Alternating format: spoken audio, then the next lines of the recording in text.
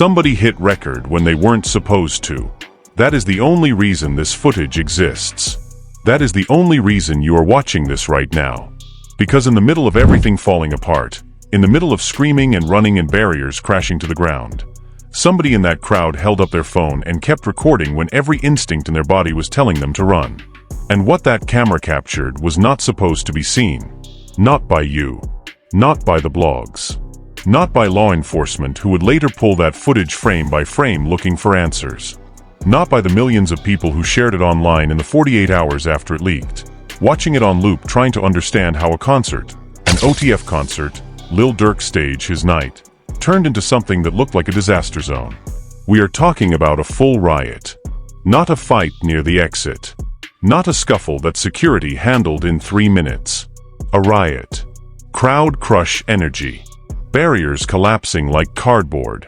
People bleeding on the floor of a venue that, 2 hours earlier, had been packed with fans who came to hear music that had been the soundtrack to their survival. And right in the center of that footage, right behind the chaos, right above the screaming crowd, was the OTF name. Durk's name. Now here is what the 30-second clips that went viral could not show you. Here is what the comment sections and the hot take threads completely missed. This footage did not just capture one bad night. This footage captured the collision of two worlds that Lil Durk had been holding apart with his bare hands his entire career. And the night they finally collided, everything collapsed in real time. To understand what happened in that venue, you have to understand where Durk Banks came from before he was ever Lil Durk. You have to understand Englewood. Not the version of Englewood that gets mentioned in passing in rap documentaries. The real version. The version where the life expectancy feels shorter than it should, and where children learn the sound of gunfire before they learn the sound of a school bell. Englewood, Chicago, one of the most persistently under-resourced, over-policed, and violently neglected neighborhoods in the United States. A place where the zip code you are born into can determine whether you make it to 30. Durk Devontae Banks was born on October 19, 1992, and raised right in the middle of all of that. His father, Dante Banks Sr., was taken away from the family when Durk was just 7 years old, not by death, but by incarceration. And in a neighborhood like Englewood, that distinction barely matters. The result is the same. A child wakes up one morning, and the man who was supposed to teach him how to navigate the world is gone. And the world that remains is one that does not slow down to let a 7-year-old grieve. His mother stepped into that absence with everything she had. She became the foundation when the foundation cracked. She raised Durk in conditions that would have justified giving up, and she never gave up. Not once. That woman's love is the invisible thread that runs through every chapter of this story, including the chapters that made national news. But love, even the fiercest kind, cannot build a wall around an entire neighborhood. The streets were always there. Right outside the door. In the faces of the older guys on the corner. In the choices that started presenting themselves to Durk earlier than they should have. By his teenage years, he was already moving in worlds that carried consequences. His first arrest came before his first album. Possession charges. Then a weapons charge that escalated into 2 separate gun cases that landed him inside Cook County Jail at 19 years old. 19 years old. Sitting in a cell. Facing time that could have ended everything before it started. But here's what really happened. Inside that jail, Durk did not stop. He wrote. He recorded when he could.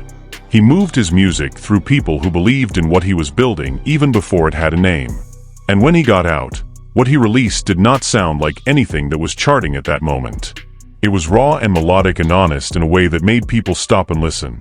Not because it was polished, but because it was real in the way that only someone who has actually lived it can be real.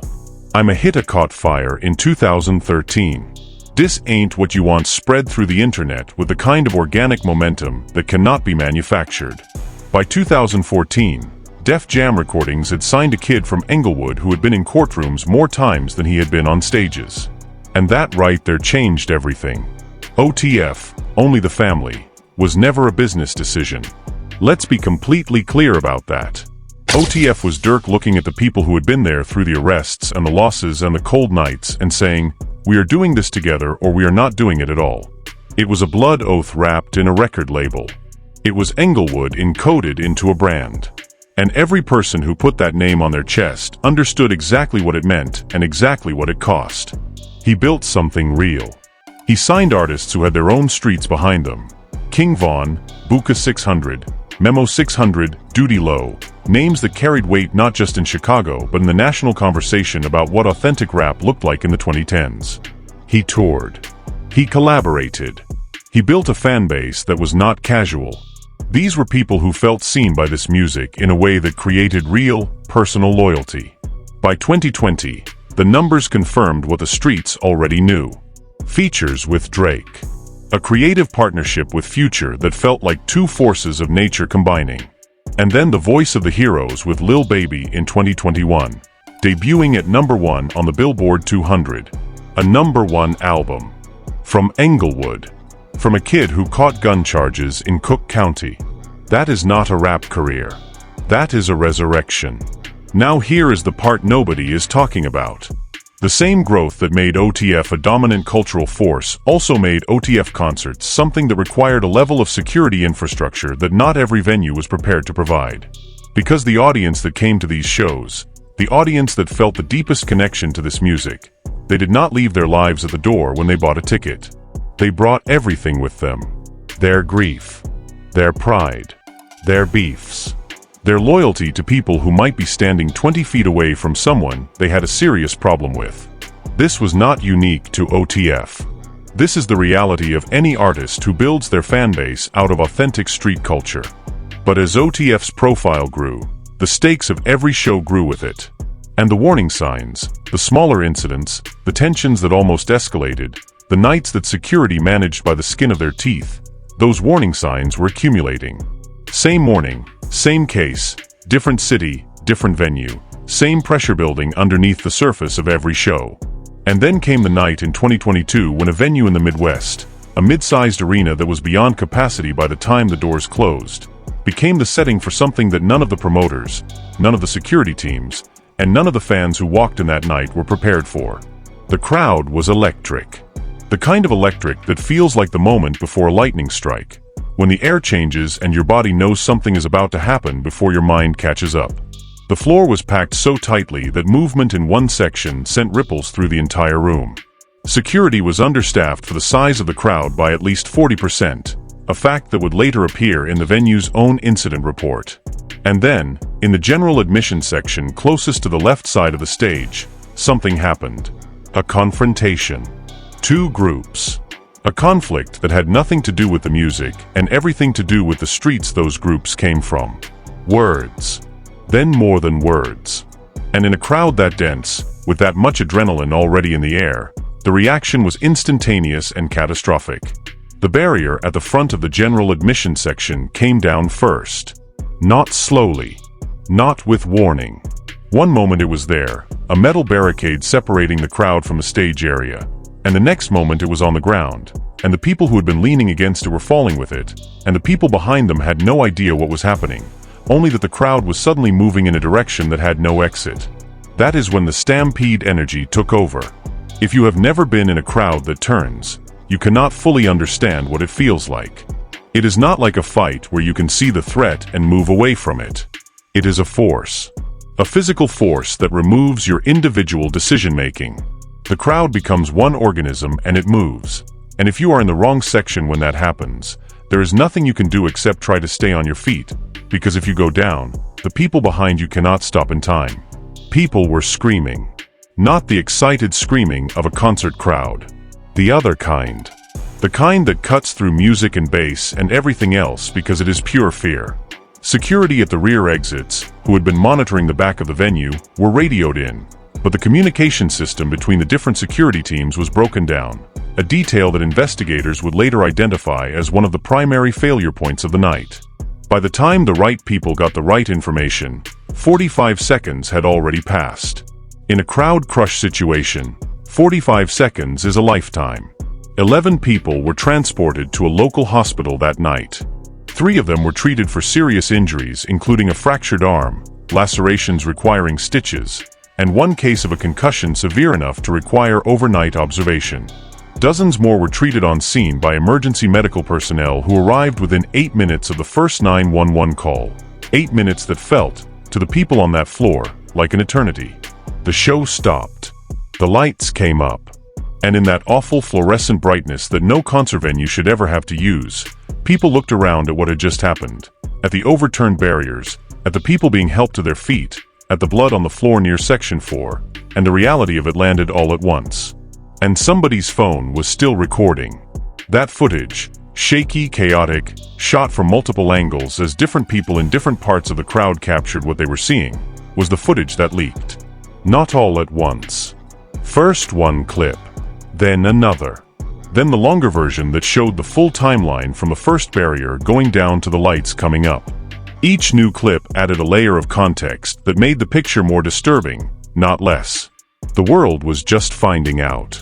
Within 6 hours of the first clip posting, OTF was trending. Within 12 hours, every major hip-hop media outlet had run a story.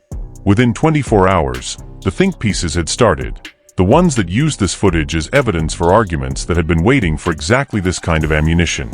But here's what really happened on the investigation side, the side that the drama channels did not have access to. Venue management retained legal counsel within hours of the incident.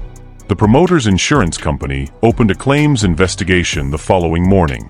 Local law enforcement reviewed the full security camera footage from 17 different cameras positioned throughout the venue, footage that painted a much more complete picture than the leaked phone clips. What that footage showed was a security failure that began before the doors even opened. Understaffing. A crowd that exceeded the venue's permitted capacity by an estimated 200 people. A communication system between security teams that had not been properly tested before the event. It also showed the precise origin point of the confrontation. Two specific groups, tracked from their entry into the venue, whose history with each other predated the concert by months. This was not random. This was a conflict that existed in the world outside that venue, and it walked through the door with a ticket. Now here is the part nobody is going to make a song about. Durk was not on stage when the riot broke out. He had completed his set. He was backstage, in the process of moving toward his vehicles for departure, when the situation escalated on the floor. His team moved him out of the venue as the emergency response arrived, a standard security protocol that would later be misrepresented online as Durk fleeing the scene, a narrative that spread with the same speed as the riot footage and with significantly less accuracy. But the legal exposure was real regardless of where he was standing. In the weeks following the incident, Durk's legal team was navigating conversations with the venue, the promoter, and local authorities simultaneously. Questions about artist liability, about what duty of care, if any, a headlining artist holds for the conditions inside a venue that bears their name on the marquee, were being raised in legal settings that had no clear precedent. The entertainment law landscape around concert safety had been evolving since the Astroworld tragedy in November 2021, and OTF's legal team was now operating in an environment where those conversations had real, immediate consequences. And that right there is the part of this story that deserves to be said plainly. Durk did not build a bomb and walk away. But his name was on the building when it went off. And in the legal system, and in the court of public opinion, and in the back offices of venue operators and insurance companies across the country, that association carries weight whether it is fair or not. Same morning, same case, and Durk's personal phone was not just receiving calls from attorneys. It was receiving calls from the people inside OTF who needed to know what this meant for the label, for the artists, for the shows that were already booked, for the future that everyone had been building toward. The infrastructure of an entire independent music operation was holding its breath. And underneath all of that, underneath the legal exposure and the media storm and the business crisis, Durk was carrying something that none of the blog posts mentioned even once. He was still grieving. King Von had been gone for less than 2 years. And Durk had never, not in any interview, not in any public statement, not in any song, no matter how raw, fully let the world see what that loss had actually done to him. He had channeled it into music. He had carried it onto stages. He had performed in cities where Von's name echoed through the crowd like a prayer, and he had held himself together every single time because that is what you do when you are the one who is still here. But grief does not wait for the right moment. It shows up when it wants to. And in the middle of a legal crisis and a media storm and a business emergency, it was there too. His mother knew. She did not need a phone call from a lawyer or a trending topic on Twitter to know that her son was carrying too much. She had watched him carry too much his entire life, since the morning his father was gone and the apartment got quieter in a way that 7-year-old Durk did not have the words for yet. She had seen every version of him. The teenager making music in the margins of a life that was supposed to go a different direction. The young man sitting in Cook County Jail facing charges that could have buried him. The artist who stood on a stage in front of 10,000 people and somehow made every single one of them feel like the music was written specifically for them. And she had seen the version of him that existed when the cameras were off and the shows were over and the grief was still sitting there waiting. In the days after the Riot footage leaked, she called. Not once. Every day. Not to talk about the legal situation or the media coverage. Her son had attorneys for that. She called because she needed him to hear her voice and know that the story the internet was telling about him was not the whole story. That her son was more than a trending topic. That the boy she raised had survived things that would have ended most people, and this, as bad as it was not going to end him either. That call. That specific, private, mother-to-son conversation that happened in the middle of one of the worst weeks of Durk's professional life. That is the part of this story that will never trend. The part nobody is going to make a song about. The part that actually kept him standing. The public reaction, meanwhile, had split exactly as these conversations always split in hip-hop culture. On one side, the critics, the commentators, the people who had been building the argument for years that artists like Durk bore some responsibility for the violence that surrounded their music and their brand. They looked at the Riot footage and they saw confirmation. They wrote their threads and their op-eds, and they made their arguments with the certainty of people who had never spent a night in Englewood and had no intention of starting now. On the other side, the fans. The people who had found something in Durk's music that no other artist had given them. The people from neighborhoods exactly like Englewood who understood, from personal experience, that you cannot hold one man responsible for conditions that took generations to create. Who knew that the violence in those lyrics was not a fantasy. It was a report from the front lines of a reality that the critics writing those op-eds would never have to live inside. Both sides had a point. And the truth was somewhere in the space between them. Complicated, uncomfortable, and not reducible to a hot take or a 30-second clip. The industry's reaction was quieter, more strategic, and in some ways more damning than any public statement. Venues in 3 cities quietly raised their security requirements for OTF shows in the months following the incident. Not publicly, not in any announcement, but in contract negotiations where the new requirements made certain shows financially unviable. Promoters in 2 markets declined to book shows for the following tour cycle, citing logistical concerns in language that everyone in the industry understood but nobody said out loud. The streaming numbers did not drop. Durk's audience was too loyal and too large for one bad news cycle to move those metrics. But the live touring infrastructure, which is where independent artists and labels make a significant portion of their real money, had become more complicated. Now here is the part nobody is talking about. The same executives at major labels and streaming platforms who had spent years signing checks to artists precisely because their street credibility drove engagement numbers. Those same executives were suddenly very interested in discussing community safety standards and artist responsibility frameworks in meetings where not a single person in the room had ever been to Englewood. The hypocrisy of an industry that profits from authentic street narratives and then distances itself the moment that authenticity creates liability. That is the part of this story that deserves its own separate documentary. Durk saw it. His team saw it. OTF saw it. And they kept moving. Because that is what you do when you come from where they came from. You do not wait for the industry to decide whether you deserve to exist. You exist anyway. You keep making music. You keep showing up for the people who need the music to survive their own versions of Englewood. You carry the weight and you keep walking. By 2023, Durk was dealing with a federal indictment, charges connected to a murder-for-hire conspiracy that represented a level of legal jeopardy that made the Riot situation look like a footnote. The full weight of the federal system had turned its attention toward him. And yet, same morning, same case, the music continued. The loyalty of his fanbase did not waver. OTF did not dissolve. The family held.